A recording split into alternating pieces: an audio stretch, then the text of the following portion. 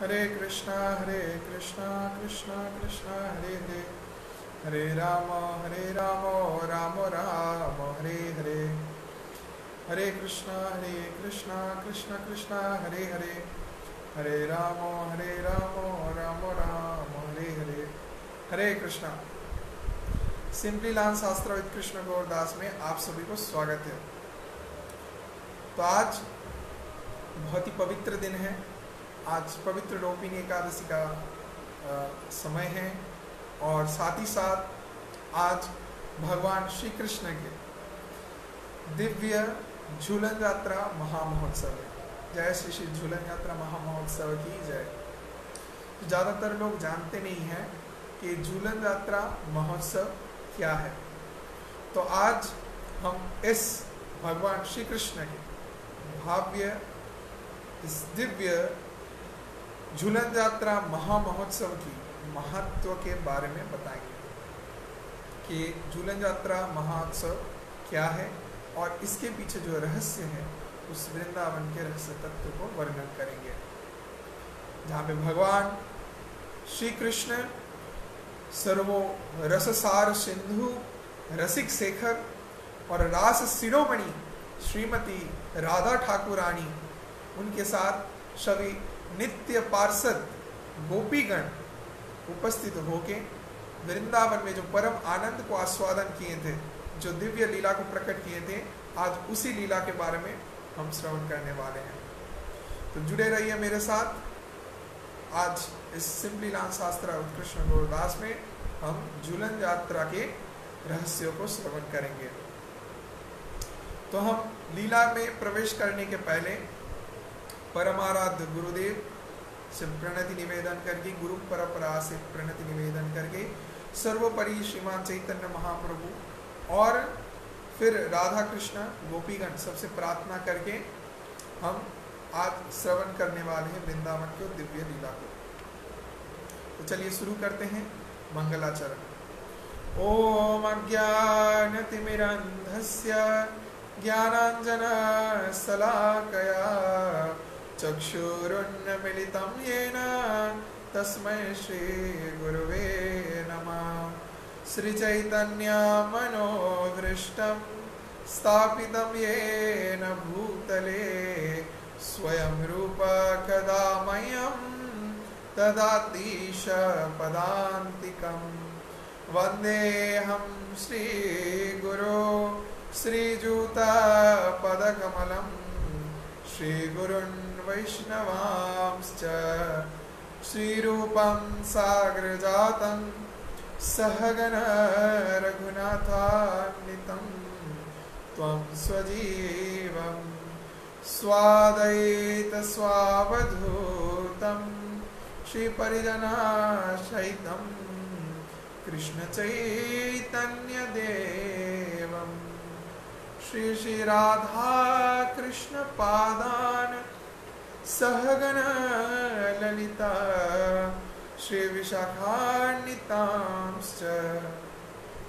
हे कृष्ण करुणा सिंधो दीनबंधो जगत्पते गोपेशो गोपिकाकांत राधाकांत नमोस्तुते।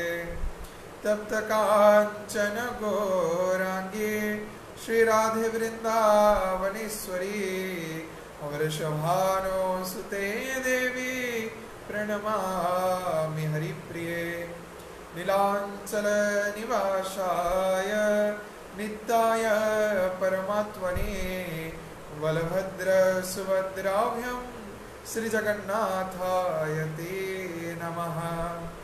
आनंदमय लीला विग्रहाय हेमांग्य दिवच्छब्बी सुंदराय तस्मै श्री महाप्रेम रसप्रदाय चैतन्य चंद्राय नमो नमस्ते।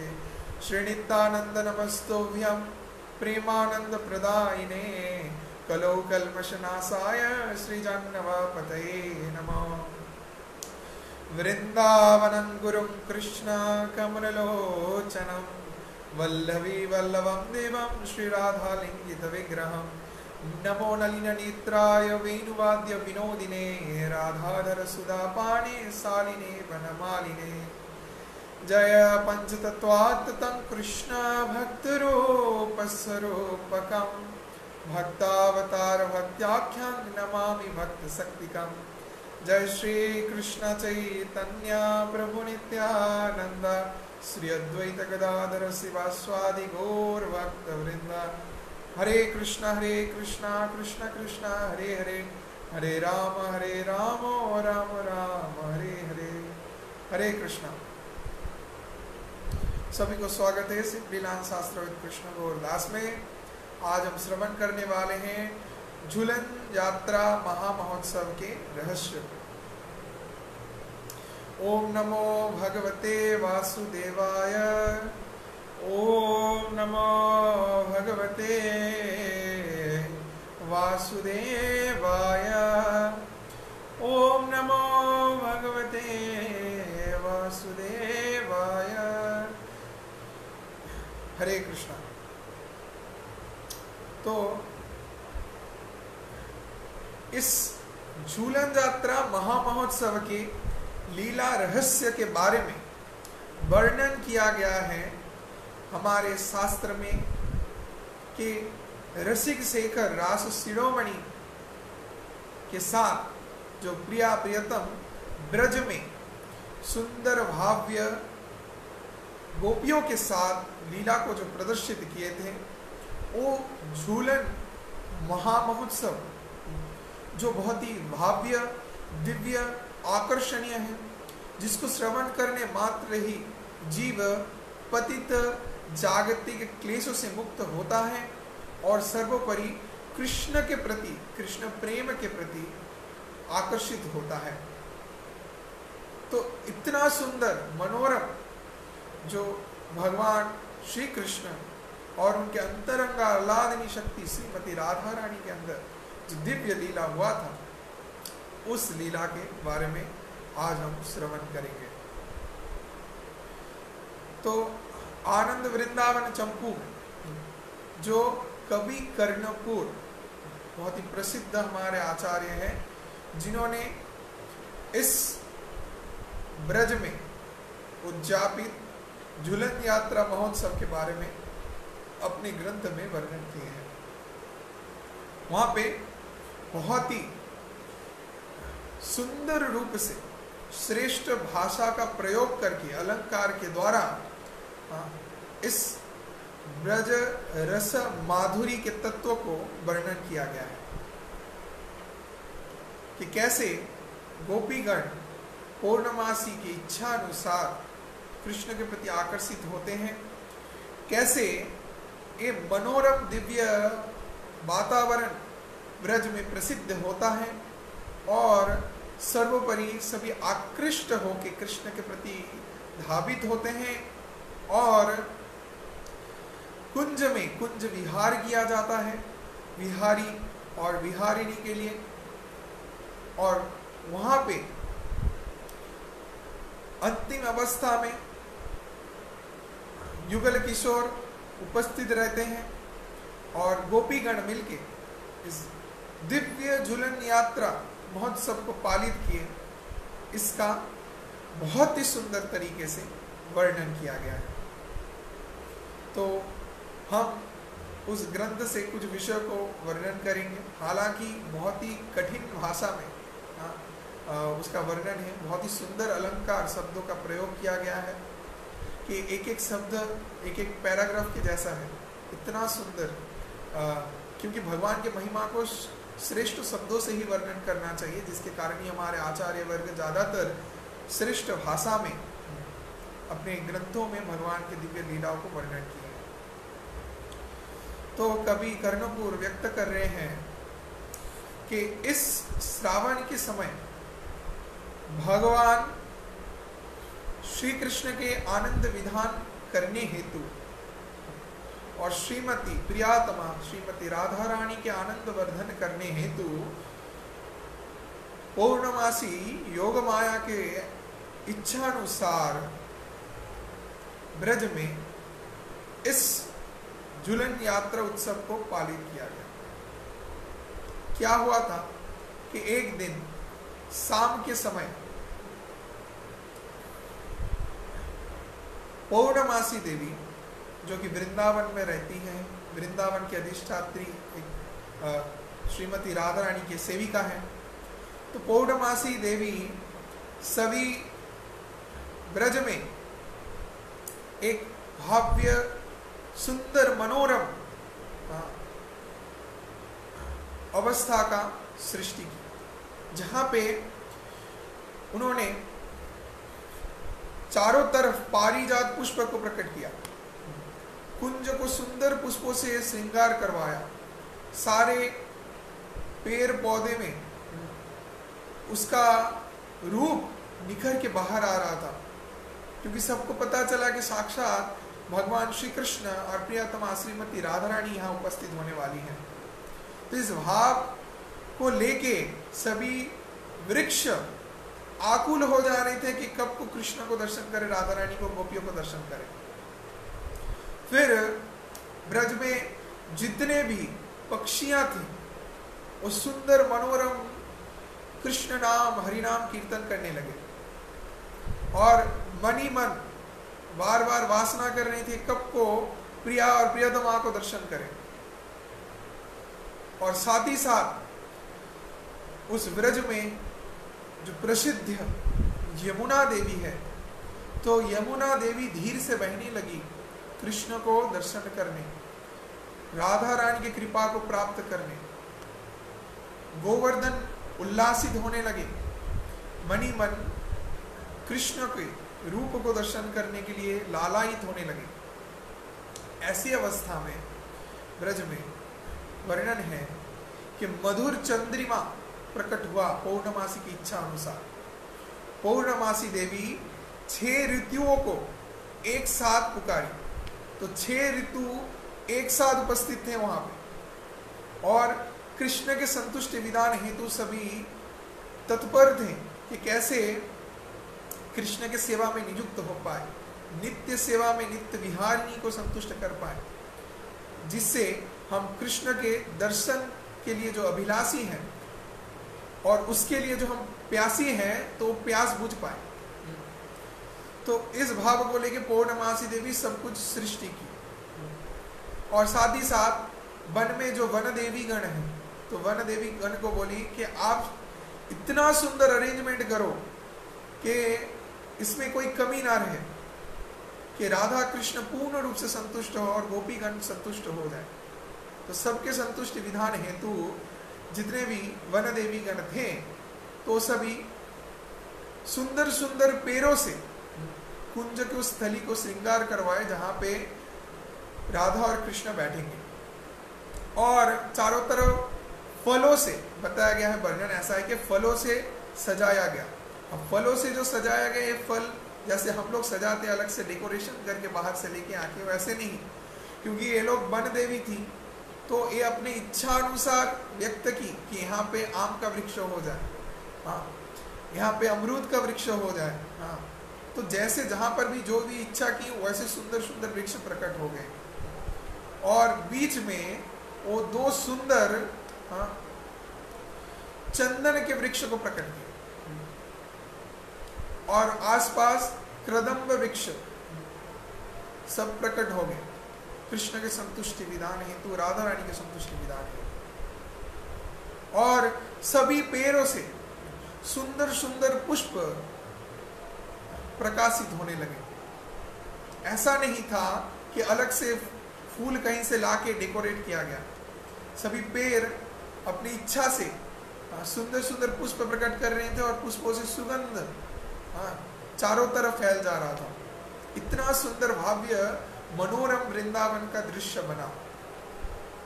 ऐसा वर्णन आता है कि मधुर चंद्रिमा में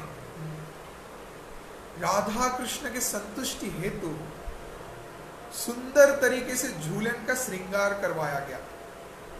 तो एक झूलन लाया गया, एक झूला जो कि सोने से और रत्न से रंचित था। इतना सुंदर उसका रूप था कि जिसको देख के देवतागण मोहित हो गए थे, और देवतागण आकर्षित होके आसमान से देख रहे थे कि इसमें श्री कृष्ण और राधा रानी बैठेंगे। तो सभी व्याकुल होके ऊपर से देखने लगे। जैसे कि कहीं पे बहुत बड़ा कोई प्रोग्राम होता है, डेकोरेशन होता है, तो लोग आसपास से आके पूछते हैं कि क्या होने वाला है, कैसे क्या होगा, क्या है नहीं है, क्या अनुष्ठान होगा, किसके लिए ऐसा सजाया जा रहा है। तो ऐसे देवतागण भी आश्चर्य रह गए थे, जो जानने का प्रयास कर रहे थे कि किस कारण ऐसा श्रृंगार हो रहा है, इतना भव्य तरीके से कुंज को विहार किया जा रहा है। जरूर यहाँ पे बहुत बड़ा कुछ अनुष्ठान होने वाला है। तो बहुत ही आनंद थे सभी देवी देवतागण। हाँ, तो इतने में वहाँ पे झूलन को, हाँ, जो था सोने का, तो उसको लगाया गया पैरों से, फिर फूलों से सजाया गया, फिर भगवान कृष्ण और राधा रानी बैठेंगे तो उनके सर के ऊपर कुछ ना गिरे, जिसके लिए, जिसको बोलते चांदवा, तो चांदवा कपड़ा लगाया गया। अब वो किस चीज से बना हुआ था उसका भी वर्णन है, इतना सूक्ष्म। वो सोने के तार से रंजित था कि जहां पे ऊपर से भी जो लोग देवी देवता लोग देखेंगे तो उनको दर्शन करने में दिक्कत ना हो, इसीलिए ऐसा बनाया गया था।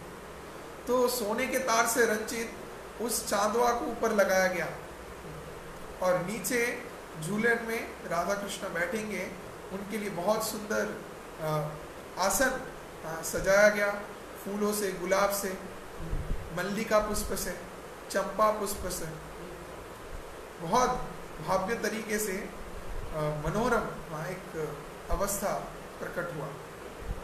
और फिर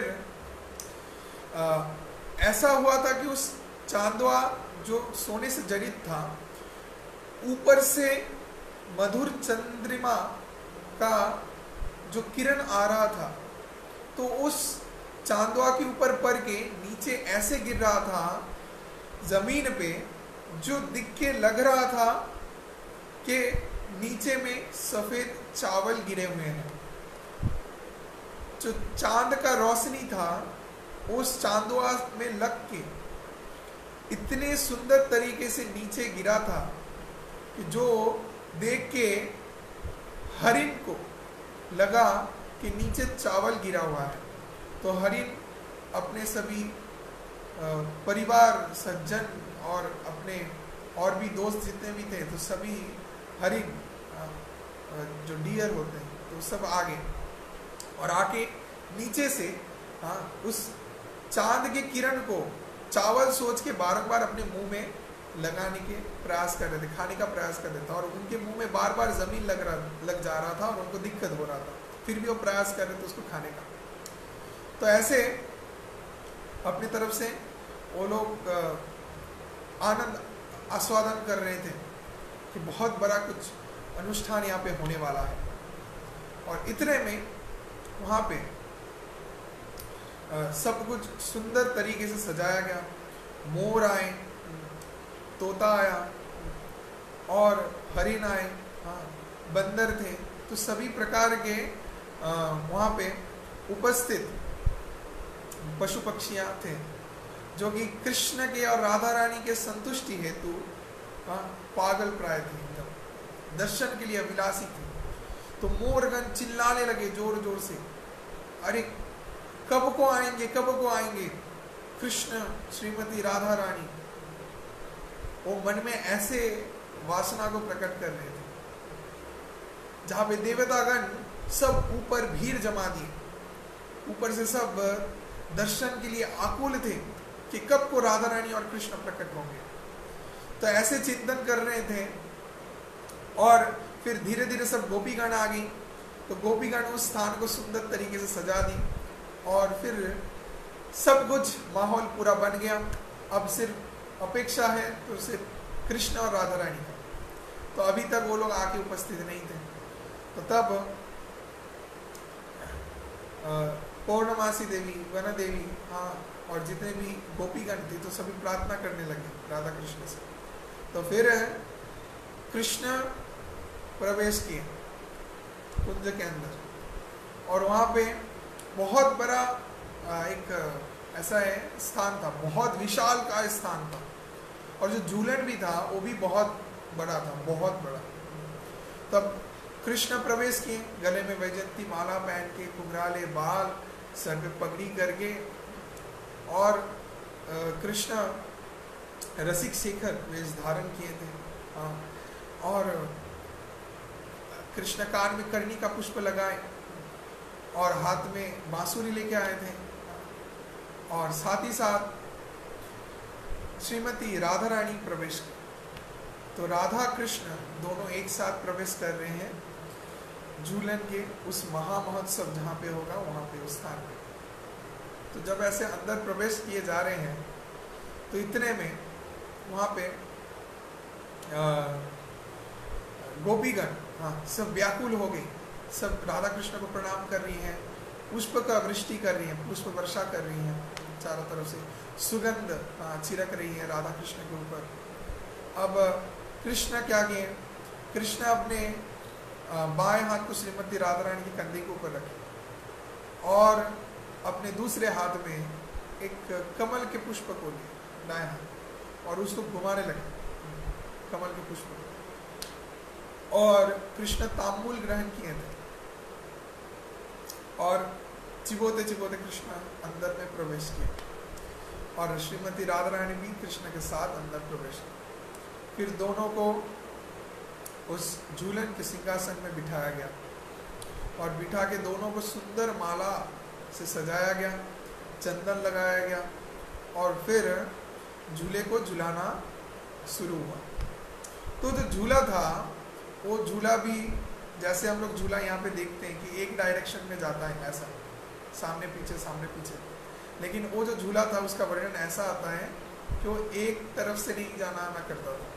वो जो झूला है वो पूरा चारों तरफ घूमता था कि जो भी गोपी जहाँ पर भी है, जिस अवस्था से जहाँ पर भी उसको उस झूले को झुलाए तो वहाँ पे कृष्ण उनके सामने आए, तो जिसके कारण वो झूला ऐसा बनाया गया था। तो एक डायरेक्शन में नहीं जाता था, वो पूरा चारों तरफ सभी डायरेक्शंस में घूमता था, ऐसा था वो झूला। तो इतना सुंदर सोने का रत्न से जड़ित ये झूला था। तो अभी गोपीगण चामर और मोर पंख का व्यंजन करने लगे राधा कृष्ण को, और राधा कृष्ण इतने आनंद में थे, इतने प्रेम विभोर हो गए कि उस समय वो इतने सुंदर वातावरण में जहाँ पे सब कुछ शांत था, शीतल था, मनोरम सुगंधित था, तो इसमें राधा कृष्ण दोनों पसीने होने लगे, दोनों पसीने से भीगने लगे। और जिसको देख के गोपीगण जोर जोर से हवा करने लग रहे थे, राधा कृष्ण को चामर व्यंजन कर रहे थे कृष्ण के, क्योंकि कृष्ण को देख के भ्रमरगण आसक्त हो गए। भ्रमर मतलब बम्बल बीज, तो कृष्ण के शरीर में आके बैठ जा रहे थे भ्रमर। तो भ्रमर को हटाने के लिए गोपीगण चामर व्यंजन कर रहे थे और भ्रमर हट जा रहे थे। कृष्ण के मुखारविंद को दर्शन करके चुम्बन करने बारंबार भ्रमरगण आ रहे थे। तो पतंग आदि आकर्षित हो जाते हैं कृष्ण के रूप को देख के, कृष्ण के शरीर में नीलाव जो कांति है उस दिव्य कांति को दर्शन करके। इस समय क्या हुआ कि गोपीगण जब ऐसे झूले को झुला रहे थे तो ऐसे झूले चारों तरफ से झुला रहे हैं और देख रहे हैं कृष्ण उनके सामने है और सिर्फ देख रहे हैं कि कृष्ण है और हम हैं और कोई नहीं है। तो ऐसा भाव प्रकट हो रहा था। तो इतने में गोपीगण क्या किए थे, सिर्फ झूलन उत्सव ही नहीं करने आए थे, इसको छोड़ के सब चुपके से रंग गुलाल अपने साथ लेके आए थे और जिसके बारे में राधा कृष्ण को नहीं बताए। अब राधा कृष्ण दोनों झूले में बैठ के बहुत ही आनंद के साथ झूला झूल रहे हैं और गोपीगण जो आसपास थे तो अपने पीछे रंग आबीर गुलाल चंदन और दही हल्दी के साथ मिला के और फिर मकरंद आदि लेके आए थे जो कि राधा कृष्ण को देंगे। अब राधा कृष्ण नहीं जानते, राधा कृष्ण परम आनंद से बैठे हुए हैं, झूला झूल रहे हैं और इतने में क्या हुआ, अब गोपियों का कुछ श्रेणी है, 4 प्रकार की गोपियों का श्रेणी होता है, तो उसमें 2 गोपी का श्रेणी यहाँ पे उपस्थित है, ज़्यादातर संख्या में सब गोपीगण।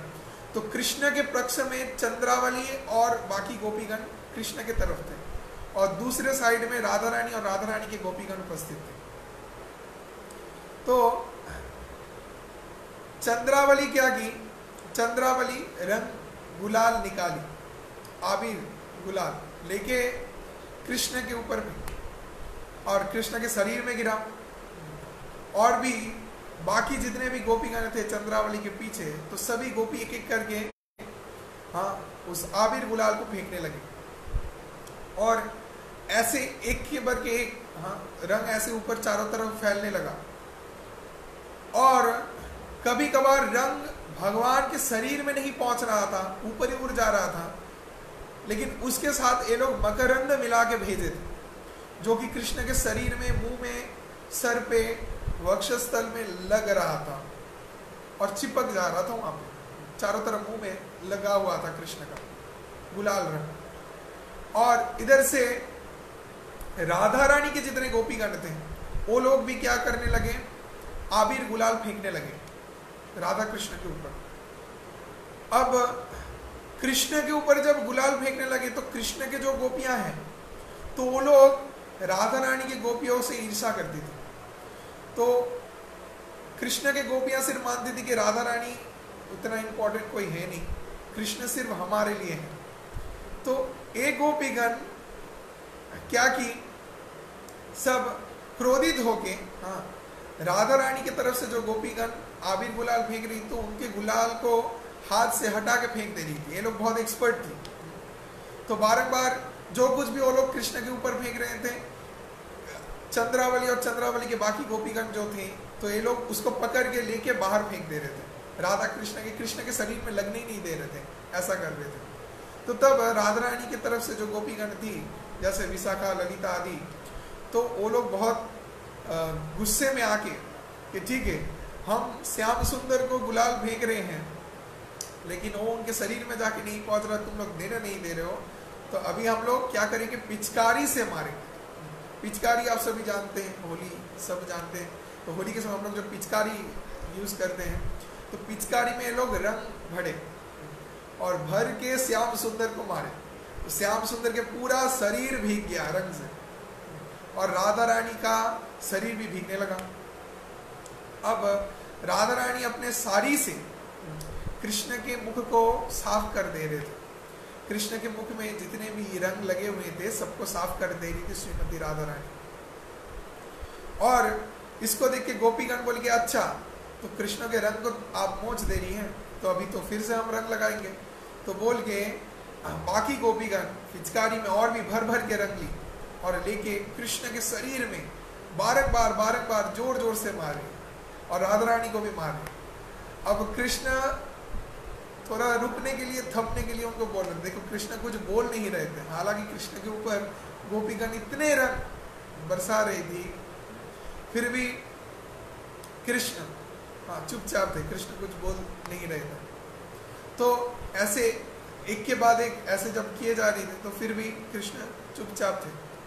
अब जब बहुत ज्यादा ऐसा होने लगा, तब तत्क्षणात कृष्ण सोचे कि अभी तो बहुत हो रहा है, तो कृष्ण उनको थोड़ा सिग्नल दिया ऐसे हाथ से, थोड़ा रुक जाओ, लेकिन कोई गोपी सुनने वाली नहीं है, सब पिचकारी से मार रहे हैं, मकरंद फेंक रहे हैं, सुगंधित द्रव्य आदि फेंक रहे हैं, चंदन फेंक रहे हैं, तो श्याम सुंदर को छोड़ नहीं रहे हैं। तो ऐसे करते करते कृष्ण बहुत ही विरक्त हो गए। तो कृष्ण बोले, अच्छा अब हम दिखाते हैं आप सभी को, आपने बहुत किया। तो कृष्ण क्या किए, श्रीमती राधा रानी के साथ वहां पे बैठे थे, तो राधा रानी को वहां पे छोड़ के तत्क्षणात उस झूलन के सिंहासन से उठ के एक एक करके सभी गोपियों को पकड़े और पकड़ के सबको जम के रंग लगवाए। और अब सब गोपीगण भागने लगी और कृष्ण के पास हाथ जोड़ के रोने लगी कि नहीं, हमको रंग मत दो, और कृष्ण सबको रंग लगवाए। कि अच्छा जब हम मना कर रहे थे तब हमारे ऊपर अत्याचार कर रही थी, हमको जम के रंग लगा रही थी, मेरे कानों में, आंख में, चारों तरफ, हाँ, इतने रंग गुलाल फेंक रही थी, तो अभी हम रंग लगवाएंगे। तो कृष्ण सबको रंग लगवाए। तो इसके बाद वो सभी भाव्य नृत्य किए वहाँ पे एक साथ। तो जैसे वर्णन आता है कि ये जो रास उत्सव हुआ था भगवान श्री कृष्ण का महारास उत्सव, तो ये महाराज उत्सव एक बार नहीं बहुत बार हुआ, कि जहाँ पे शरत रास का वर्णन आता है, वसंत रास का वर्णन आता है, जहाँ पे महारास का वर्णन आता है। तो ऐसे ही ये जो झूलन यात्रा उत्सव भी है, ये एक बार नहीं हुआ था, ये अभी श्रावण महीने में इस समय हुआ, इसको भी छोड़ के झूलन यात्रा बहुत समय में हुआ है। इसका लीला ऐसा है कि बहुत बार बहुत समय वृंदावन के विभिन्न स्थान में भगवान श्री कृष्ण राधा रानी और गोपियों के साथ इस लीला को किए थे। तो ऐसे भगवान श्री कृष्ण ये जो झूलन लीला के बारे में हम वर्णन कर रहे हैं, इस सावन महीने में इस समय हुआ था, और एक जो वसंत ऋतु के समय में हुआ था। तो कृष्णा नृत्य कर रहे हैं, राधा रानी नृत्य कर रही है, और ये लोग आबिर गुलाल लेके एक दूसरे के ऊपर फेंक रहे हैं। हाँ, तो फिर इतना आबिर गुलाल चारों तरफ फैलने लगा कि आसमान के ऊपर से देवी देवतागण जो इस दृश्य को दर्शन कर रहे थे, हाँ, तो और कुछ देख नहीं पा रहे थे। तो वो तब प्रार्थना करने लगे गोपियों से, अरे तुम लोग ये आबिर गुलाल फेंकना बंद करो, हम लोग कुछ देख नहीं पा रहे। इतना आबिर गुलाल फेंका जा रहा था कि पूरा आसमान रंगों से भर चुका था। तो ऊपर से देवतागण कुछ दर्शन कर नहीं पा रहे थे कि नीचे प्रिया प्रियतम जो बैठे हैं राधा कृष्ण, जो झूले में झूलन उत्सव होगा, तो उसका कुछ रूप दर्शन नहीं कर पा रहे, कृष्ण को ना राधा रानी को, किसी को दर्शन नहीं कर पा रहे। तो ऐसे जब गुलाल इतना ज़्यादा चारों तरफ फैलने लगा कि देवतागण कोई दर्शन नहीं कर पा रहे हैं।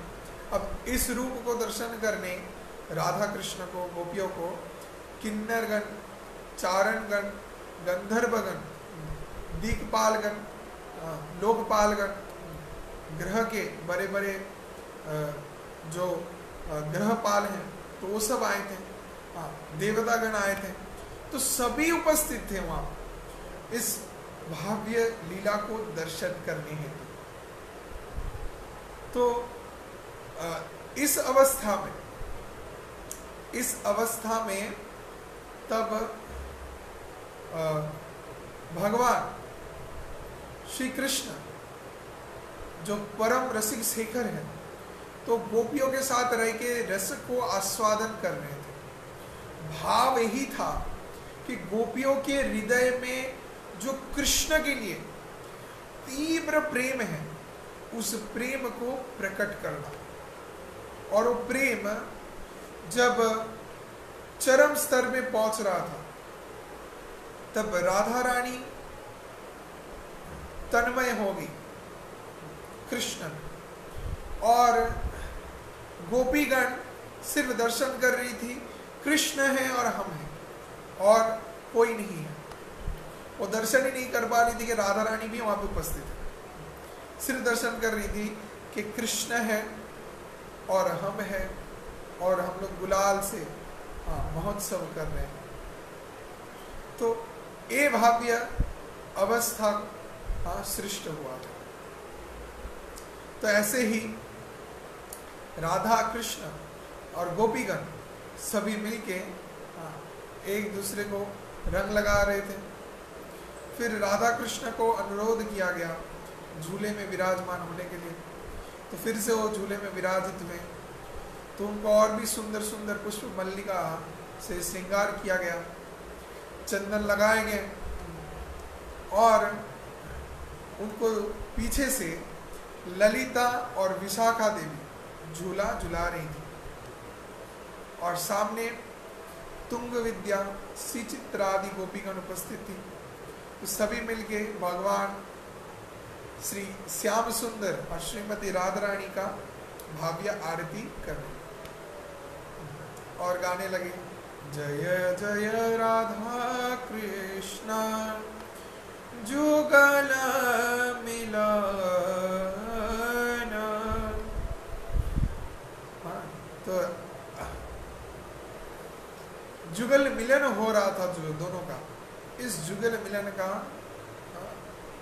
दर्शन करने ब्रह्मा जी आए, शिव जी आए और इंद्र आए, गणेश आए, सभी श्रेष्ठ देवतागण उपस्थित थे, सभी पुष्प वृष्टि कर रहे थे,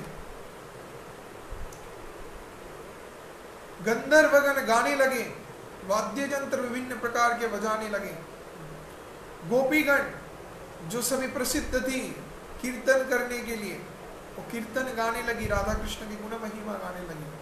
राधा कृष्ण प्राण जुगल किशोर जीवने मरणे गति और नाही मोर। राधा कृष्ण प्राण जुगल किशोर। तो सब राधा कृष्ण इस जुगल किशोर वंदन करने लगे, उनके रूप को देख के आकर्षित होने लगे। राधा रानी बारंबार कृष्ण को लेकर चिंतित रह रही थी, कितने गोपीगण हैं कि कृष्ण बाकी गोपियों से आकृष्ट ना हो, कृष्ण सिर्फ और सिर्फ हमको दर्शन करे। जिसके लिए कृष्ण की संतुष्टि हेतु राधा रानी परम सुंदर परमा सुंदरी के वेश को धारण की और जहां पे सुंदर पुष्प से अपने रूप को ऐसे श्रृंगार की कि कृष्ण कहीं पे देख ही नहीं पा रहे थे राधा रानी के लाल। और राधा रानी वहां पे बैठ के उस सोने के सिंहासन के ऊपर और वहां पे उस झूले में झूलते हुए बारंबार कृष्ण को दर्शन कर रही है और कृष्ण श्रीमती राधा रानी को। तो ऐसे दोनों के अंदर एक भाव्य परम प्रेम का प्राकट्य हुआ और जिसको दर्शन करके त्रिभुवन मोहित होने लगे कि क्या रूप माधुरी है, क्या सौंदर्य है, हे कृष्ण, हे राधे।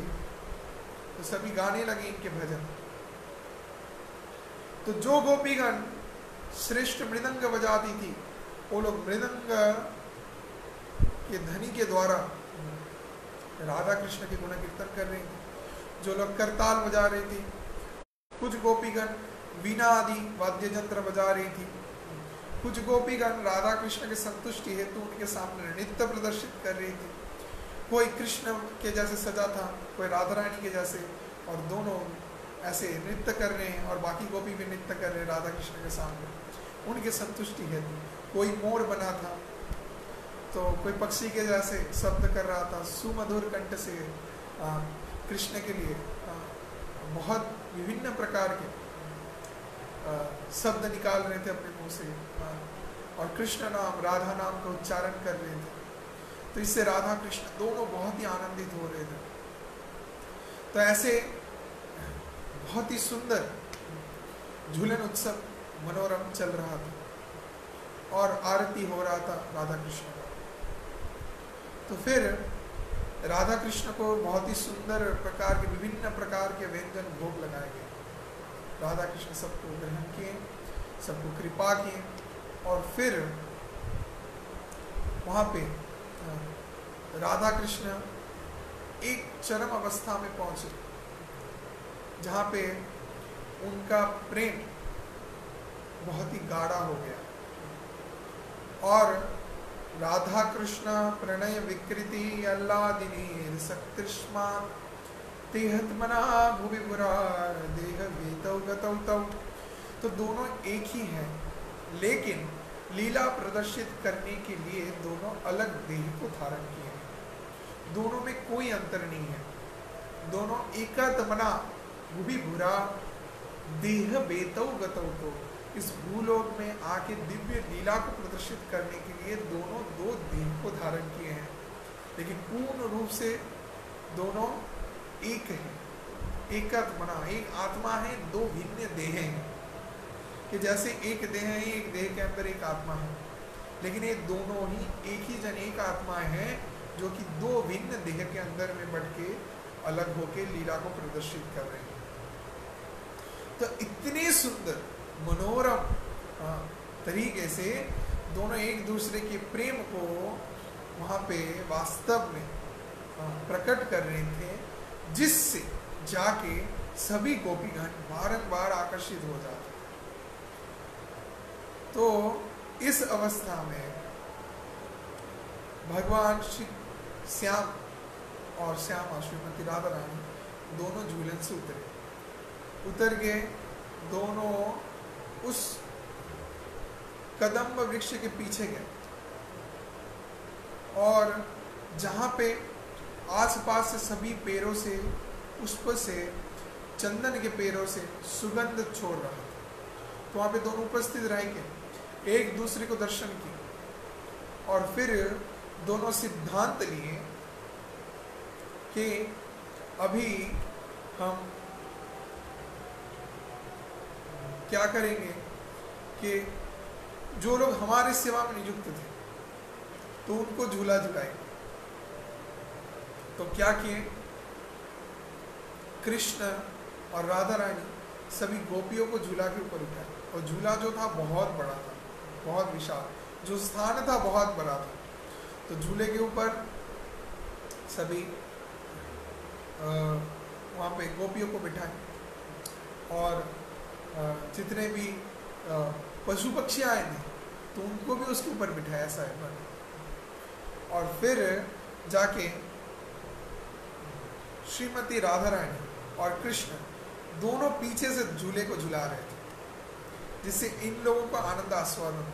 और इसको देख के देवतागण आश्चर्य विस्मित रहे कि भगवान में क्या श्रेष्ठ गुण है कि वो सिर्फ सेवा को ग्रहण ही नहीं करते, वो अपने भक्तों को भी सेवा करते हैं। इस भाव का ऐसे प्रकट, तो जिसको दर्शन करके सभी प्रेमाकुल हो गए, परम आनंद को आस्वादन किया। तो सभी गोपियों को बिठा के, ब्रज में जितने भी पशु पक्षी आते हैं उनको बिठा के, जो वहाँ पे दर्शन कर रहे थे इस भाव्य मनोरम दृश्य को, तो सबको बिठा के राधा कृष्ण पीछे से झूला को झुला रहे थे। तो ऐसे परम आनंद के साथ सभी मिलजुल के एक साथ होके ब्रज में इस उत्सव को मनाया गया। वन देवीगण उपस्थित थी, मंजुलीगण उपस्थित थे, किन्नरगण उपस्थित थे, चारणगण उपस्थित थे, गंधर्वगण उपस्थित थे, लोकपालगण, दिक्पालगण उपस्थित थे, देवतागण सभी उपस्थित थे। तो सभी की उपस्थिति में ये जो सुंदर मनोरम झूलन यात्रा का महोत्सव हुआ, तो वही पवित्र दिन आज का दिन है। आज से लेकर 5 दिन भगवान श्री कृष्ण श्रीमती राधा रानी को झूले में बिठा के उनको झूला झुलाया जाता है। झूले को सुंदर पुष्प से श्रृंगार करवाया जाता है, राधा कृष्ण को सुंदर तरीके से सजा के उनको भोग लगाया जाता है। और जहाँ पे आज ब्रज से लेके जितने भी बड़े बड़े मंदिर हैं, तो सभी मंदिरों में झूलन यात्रा महामहोत्सव को उद्यापित किया जाएगा। तो इस झूलन यात्रा के वर्णन को हम और भी ज़्यादा व्यक्त करेंगे बाद में, जहाँ पे और भी विस्तारित रूप से इस झूलन के लीला को बताएंगे। क्योंकि हम जैसे बताएं कि रास उत्सव बहुत बार हुआ था, कोई निर्दिष्ट एक समय रास उत्सव नहीं हुआ था। जैसे महारास है, शरत रास है, वसंत रास है, तो ऐसे ही हमारा ये जो झूलन उत्सव है बहुत बार, बहुत समय में विभिन्न स्थानों में हुआ था। तो और भी झूलन यात्रा का कुछ लीलाएं हैं जो कि हम बाद में आप सभी को व्यक्त करेंगे। तो जिसके लिए हो सकता है कल को हम आप सभी को उसके बारे में बताएं। तो ऐसे ही हमारे साथ जुड़े रहिए और ऐसे भगवान श्री कृष्ण की भाव्य दिव्य लीलाओं को श्रवण करते रहे। सभी को बहुत धन्यवाद मेरे साथ जुड़े रहने के लिए।